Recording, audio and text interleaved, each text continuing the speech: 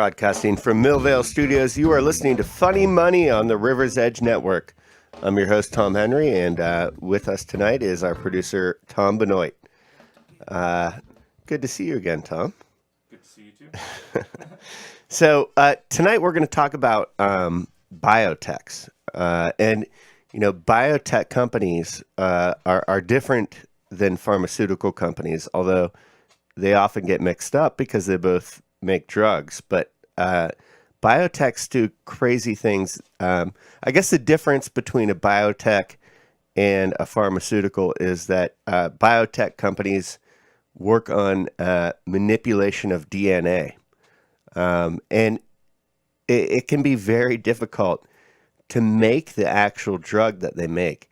In fact, a lot of drugs, when they go off patent from a biotech, even though they're off patent and anyone's free to make them, sometimes that company that originally made it is still the only one that makes it because making it is so complicated and involves DNA squashing and whatnot.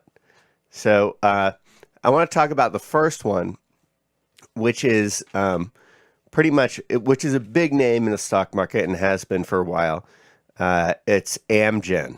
And that's like American genetics is what I always think of it as, but it's got a more complicated name than that. And I'm going to go into it, but before I get into that part, I want to talk about the guy who most founded the company. I say most because there were a lot of people involved, but this guy really was probably the key.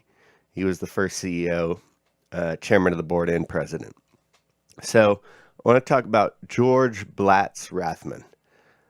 George Blatz was born on Christmas Day, 1927 in Milwaukee, Wisconsin. Oh, by the way, the sources here are Wikipedia and WSJ.com, which is the Wall Street Journal's website. A lot of this is actually verbatim Wikipedia, FYI. I couldn't really find there isn't a wealth of information about some of these guys, but Wikipedia does a pretty good job. So George Blatz Rathman, born in 1927 in Milwaukee, his mom was a member of the Blatz family. Now that is a verbatim quote from Wikipedia. And I thought that was funny when I read it. Because I'm like, oh, the Blatz family. Which founded the Valentine Blatz Brewing Company. Now, still, I had no idea what they were talking about. But now, I did when I read a little further. And I paraphrased it. I put, which is now known as Pabst, and is famous for Pabst Blue Ribbon beer, which many of us know. You know, it's like that cheap, kind of like, if you go to a show and they're serving free beer, it'll be Pabst Blue Ribbon beer. But to me, it's like one of the best. It may be even like of the really cheap beers, the best one. What else is there to compete? Natty Light, Milwaukee's Best. I mean, those are so bad. Okay, and then it adds also, and I thought this was funny. This is verbatim from Wikipedia. While his father was of more humble origins. So I guess his father didn't own a brewery. So George was drawn to science and was inspired by an older brother and brother-in-law who were chemists. And by Mr. Leaker, his high school chemistry teacher at Milwaukee University School, where his grandfather had taught years before. So maybe at one point they had a Blatz-Leaker duo there at the high school. These names are kind of crazy. I mean, okay, anyway, so Blatz and Leaker.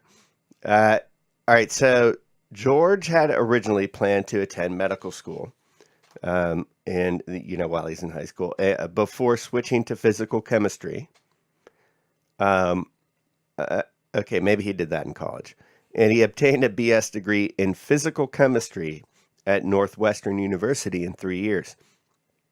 Now, even by the standards of that day, which is like that some of the schools were less rigorous than they are now, that would have been quite a feat. And you got to know you got to be really smart. A lot of these guys who found these companies are extremely bright. And clearly, this guy fits into the mold because then he earned a PhD at Princeton in 1951. And by that time, he had already been recruited by 3M as a research chemist. He worked there for 21 years, helping develop Scotchgard, familiar with the product, and he rose from scientist to corporate manager. So he gets a little bit of the business background in there, whether he likes it or not. But, for the most part, his background is as a scientist. Rathman left 3M in 1972 to become president of Lytton Medical Systems, but was dissatisfied and left in 1975 to join Abbott Laboratories as vice president of R&D in the diagnostics division. Abbott Labs is still a very big company today. Actually, much bigger than it was then. At Abbott, Rathman became interested in recombinant DNA and other aspects of biotechnology. So recombinant DNA, what that means is, okay, so you have the DNA of a rat, but you're you're going to recombine it. So you're going to mix it with some other DNA, let's mix it with the human ear, and maybe you can get a human ear to grow on the back of a rat, which I've seen. Have you ever seen that or like pictures of that? No, there are rats with like a human ear on their back. That is insane. Yeah, it was. It's the purpose is to do experiments on it. So recombinant DNA is fascinating. That's it often runs into ethical questions because they're like, are we God? We're mixing animals up and people up potentially. Yeah. And that's where it gets really hairy when you start messing with people. Ethically, I guess. For me, I say just go ahead, whatever. But I don't know. I mean, there are obviously I think there are ethical limits on the way you treat animals, and there are ethical limits on the way you treat people too. So he got interested in this recombinant DNA and some other aspects of biotechnology, and he was recruited by venture capitalists in 1980 to form Amgen. So this guy is 73 years old at this point, but very accomplished. Clearly, having spent 21 years at 3M, and with all of his academic credentials and going to Abbott Labs, and then late in his career becoming interested in DNA and mixing up. I think of this like evil scientist, or like the scientist with the lightning crashing down, Dr. Frankenstein, sort of. Okay, so he was recruited by venture capitalists in 1980 to form Amgen, where he would serve as the first chairman, president, and CEO. Amgen was originally called Applied Molecular Genetics, Inc. So, I guess the AM has nothing to do with American. It's Applied Molecular, Amgen. Okay, so today Amgen is the world's largest independent biotech firm. It's famous for developing several successful drugs. Neupogen, or Neulasta, which you may have heard of. It's used to prevent infections in chemotherapy patients. Enbrel, which treats rheumatoid arthritis and other autoimmune diseases.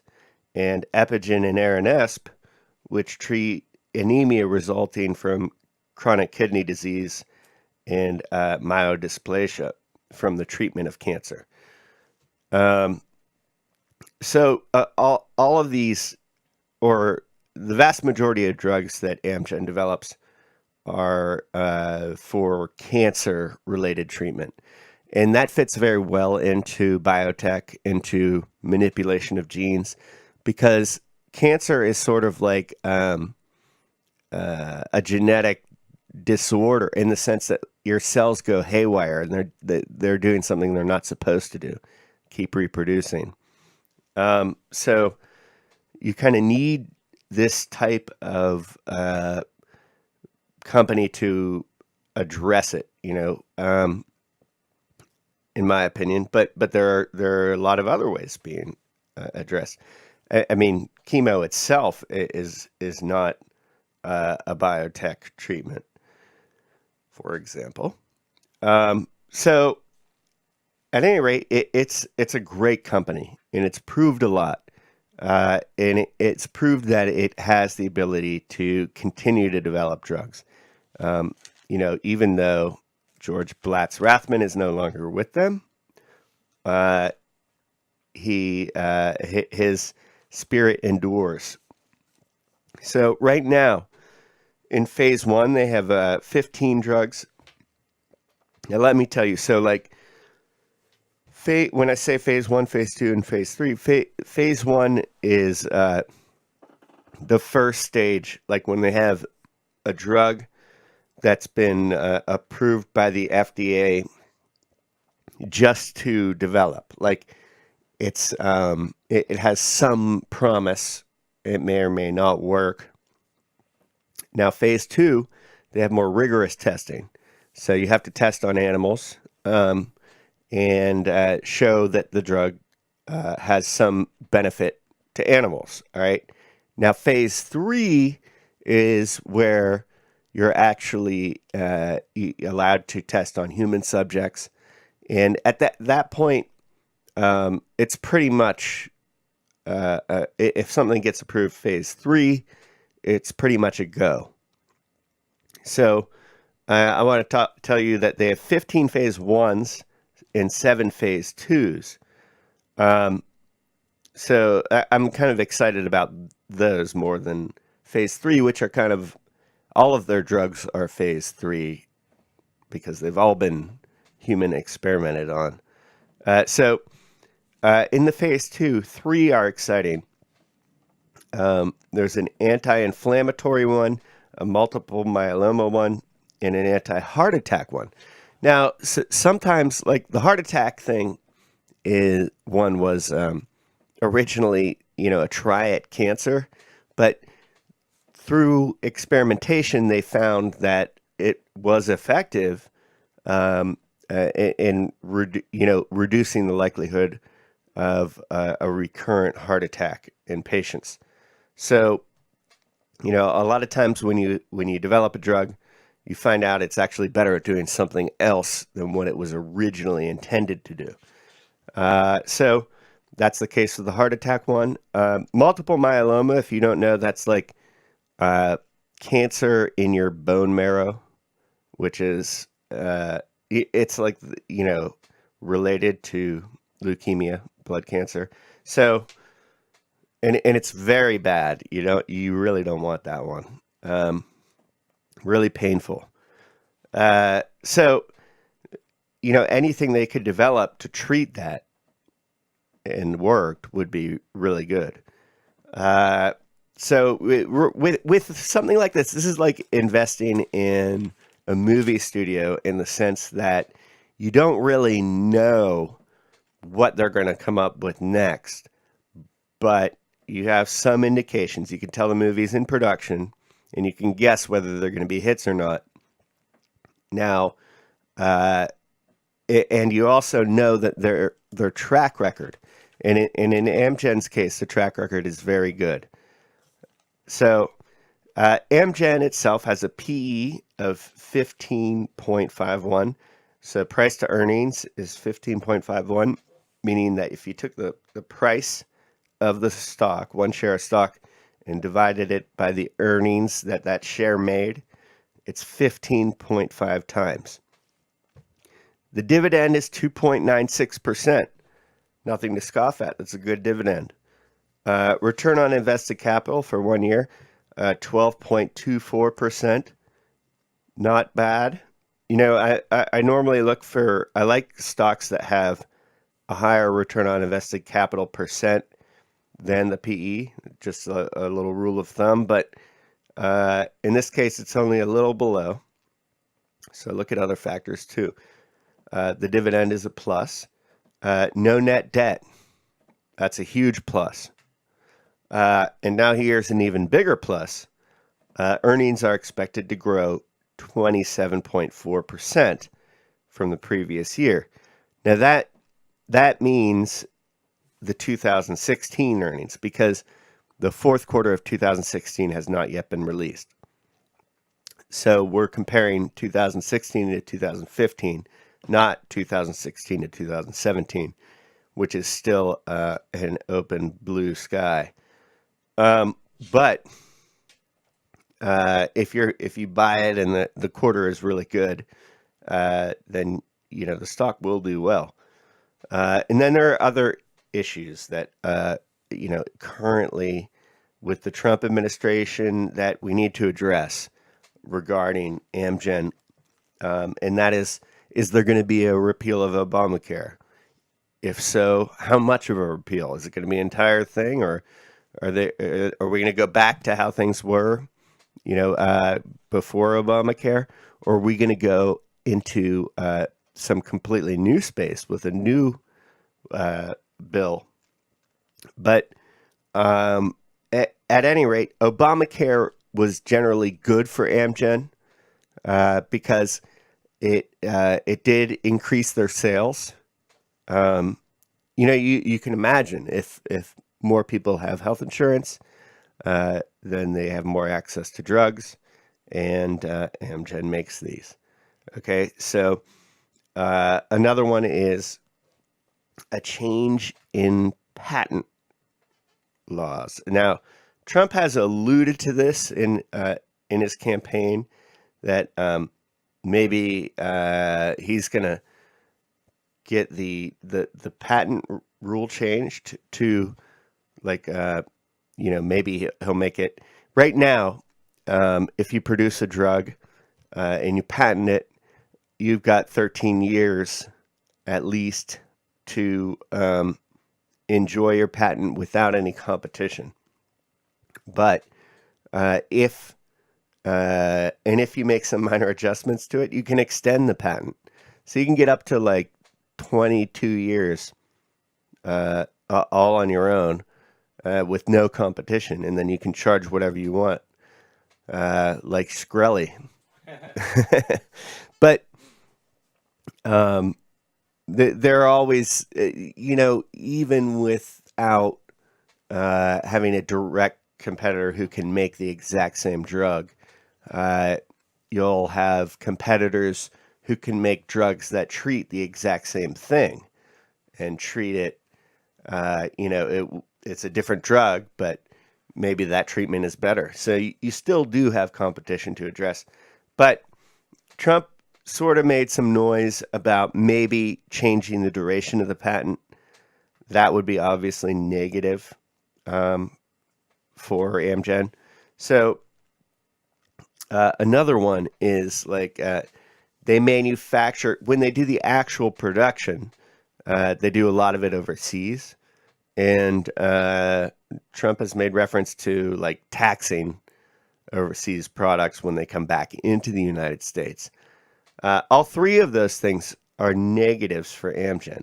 Those are three possibilities with the Trump administration. So even though I like the stock on the fundamentals, I like the fact that they have no net debt. I like the growth in the company. And I know it's a good company, it's innovative, and it's got promising drugs. I tend to shy away because of these three questions that the Trump administration brings to the table that could negatively affect Amgen. Repeal of Obamacare, a change in patent duration, and a tax on manufacturing of drugs overseas. All three of those would work sharply negatively for Amgen. But let me tell you, Amgen has been Since 2014, kind of a mediocre stock. It's gone from 123 to 155.34. It's a huge company, a market cap of 115.16 billion. Okay, so my recommendation is wait and see if any of these things seem like they're going to come to pass. Repeal of Obamacare, certainly he's already made some steps to doing that, if you can believe that, in the first 4 days. But the others, change in patents and tax on overseas drugs manufactured overseas, those have not yet been acted upon. So we'll see. If he just repeals Obamacare and he goes back to how things were before that and doesn't do the other things, I say this is a buy. I say it's a buy if nothing happens, but I really doubt nothing will happen. So this is a wait and see. Don't buy it right now.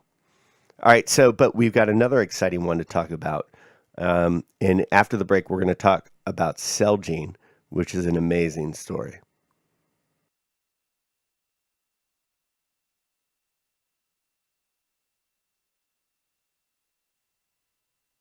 Hey, this is Matt Geica, your host of Geik's Got Game, 8 a.m. every Friday here on the River's Edge. I'll take a peek behind the sports media curtain, zoom out for the big picture, and as always, obsess over the details of the sports, teams, and players we love or love to hate. It's Geik's Got Game every Friday at 8 a.m. on the River's Edge.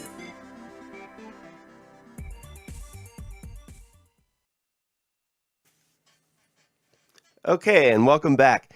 So I'm going to talk about Celgene now, which is also a very interesting company. And we're talking about biotech. So it's a biotechnology company that involves, I guess, the manipulation of DNA, which sounds like, as I said before, sort of like an evil scientist type of pursuit. So my sources for this, just like the last one, are Wikipedia and WSJ.com, which is the Wall Street Journal website. So Celgene. Now, I don't know if this is a less prominent company than Amgen, but it probably has more historic beginnings. So I want to talk about the founder, who is really not specifically the founder of Celgene, but the founder of the parent company which spawned Celgene. Camille Dreyfus was born in Basel, Switzerland in 1878. His brother, Henri Dreyfus, was born 4 years later in 1882. The brothers both went to school in Basel and then studied at the Sorbonne in Paris, which is probably the most famous school in Paris, and you have to be really bright to get in there. Their father worked in a chemical factory. In 1901, Camille earned a PhD from the University of Basel with the highest honors. So obviously, very bright guy. I think in the field of biotech, you can't get away with just being a good talker or something. You really, really need to know your stuff. So this guy it has proven that he's very bright through his educational background. So after he got his PhD, the two brothers began experimenting in a small laboratory in the corner of the garden of their father's house in Basel.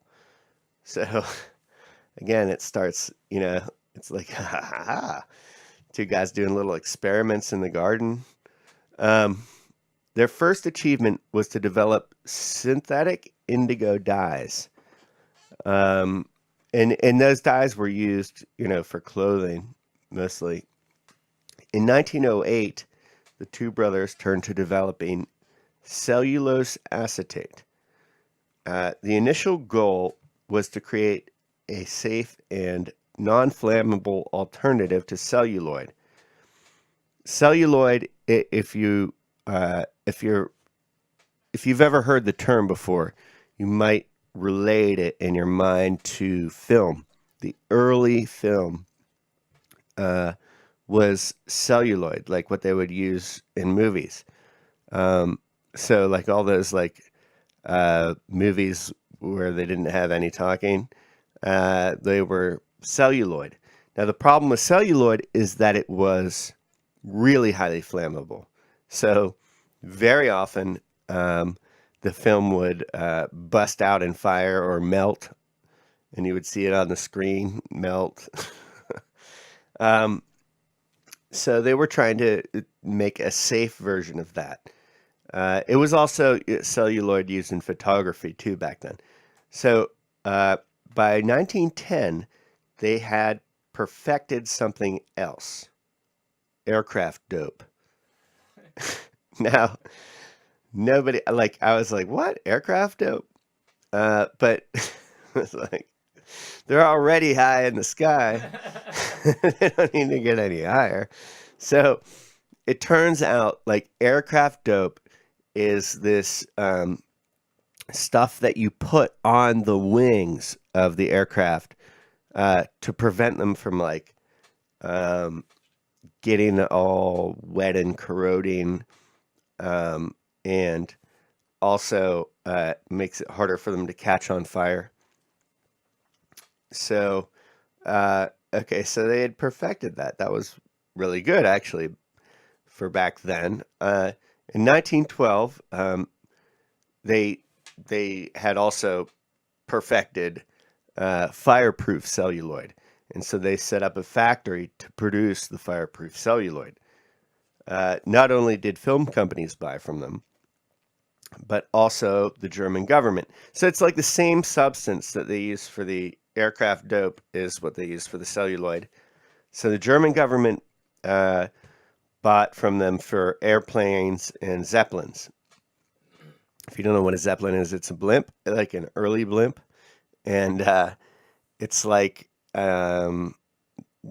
this giant thing. If you know the Hindenburg, there was a big crash before World War II.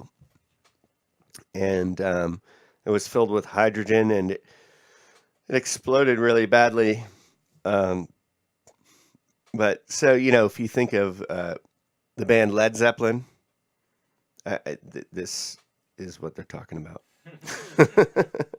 So in 1916, they moved to Britain, fleeing the war. Okay, because by then World War I was going on in mainland Europe, and in Britain, but I mean, not really in Britain, you know, but the British were fighting it. The U.S. had not yet entered. So they were fleeing the war. They went to Britain. They wanted to leave Switzerland, and they built a factory there. So they had a bunch of problems when they started with this plant. One of them was labor scarcity. You know, all the British men are out fighting the war. So, you know, they got to hire from, you know, the women and whoever else is available. And they also had a shortage of raw materials because all of them were just going to the war effort. But, you know, their product was actually very valuable to the war effort. In 1917, they moved to the U.S. Now, yeah, the part in between was that they were making this celluloid aircraft dope for airplanes for the war. So there was a big demand for their product. And meanwhile, they were still running their plant in mainland Europe. But there's a little bit of a conflict in the sense that, you know, they had established this relationship with the Germans early on. And then they had a plant in Britain, and those two countries are fighting each other. All right. So you're kind of, you know, supplying both sides. So they moved to the U.S. in 1917. because the United States government was very interested in their technology, and the U.S. government paid for them to build a plant in Maryland. All right, so it footed the bill and said, you can keep the plant after the war, but we want you to build this plant. This is where they founded the American Cellulose and Chemical Manufacturing Company, or AmCell. All right, now what they were doing with this is producing this stuff to go on the wings of American fighters and bombers that were being used in World War One. And if you know anything about World War One, they flew biplanes that had multiple wings. That they had a lot of wing surface to cover with this stuff. All right. So after the war, going fast forward to 1927, they renamed the company the Celanese Corporation of America. Celanese was what they called that product. It's like celluloid / wing dope, right? And it was really needed. So they were the Celanese Corporation of America. Now we're going to go way fast forward to 1986. All right, so this Celanese company is churning out this stuff, and they're making tons of money, but they're interested in all sorts of other products, making them. And the background is they're experimenters. Now, in this case, the founders were chemists, not people who were into recombinant DNA. However, their R&D unit did get into recombinant DNA, and it was coming up with all sorts of interesting things. So in 1986, they spun off their R&D unit, and they called it Celgene for its genetic focus and its relationship to the parent company. So this is Celgene. And still, the Celanese Corporation owns a huge chunk of it. So since then, since 1986, Celgene has developed several medicines used to treat cancer and inflammatory disorders. Very direct competitor of Amgen, okay? And they've been, doing that by manipulating DNA and genetics. So their biggest is Revlimid, which is for multiple myeloma and anemia, but they have several others, and they're quite successful. In their pipeline, they've got 19 stage 1s, so that's more than Amgen's 15, but they only have 6 stage 2s, which is one less than Amgen's 7 phase 2s. So now this company is a much more aggressive bet, because the earnings, they're really on the avant-garde, and the earnings tend to either shoot up or flop based on how well their drugs do. So whereas Amgen is like these guys might come up with a cure for cancer, but Amgen's like, let's focus on these treatments and stuff. This company's more aggressive. The PE is 43.53, very high. No dividend. Return on invested capital, only 9.72%. So flubs all around there. Return on invested capital, I'd like to see it. If a PE is 43, I'd like to see ROIC of 43. Net debt to equity. Unlike Amgen, which has a nice dividend and no debt, this one is loaded with debt. 131.5% net debt to equity, which is about twice as high as I usually can tolerate. Now, here's the one thing. Earnings expected to grow 205%.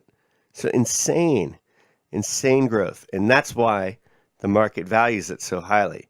So what I did is I went and took the forward PE, which is what if you took the expected earnings and then, took the price divided by the expected earnings. How much, what kind of multiple would that be? And the answer is it would be 19.36%, times. 19.36 times would be the earnings, the full year of 2016 divided by the current price, divided by the full year earnings 2016 would be 19.36 times.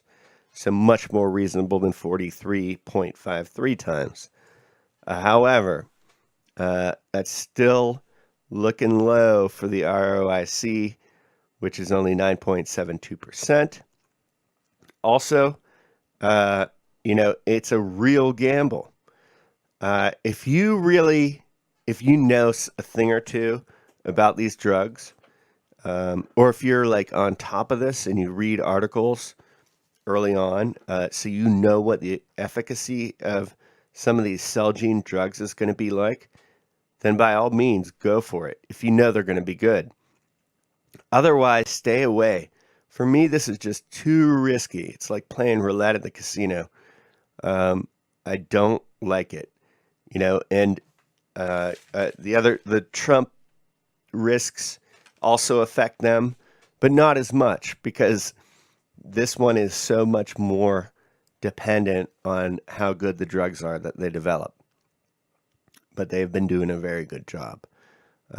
So I say stay away unless you're an expert. And the other one I say stay away from until you get more information about the Trump administration. So that one was Amgen. And the one stay away unless you're an expert is Celgene. Okay. Now, unless you have any further questions, Tom, No. I think we're all out of funny money. Thank you and have a good day.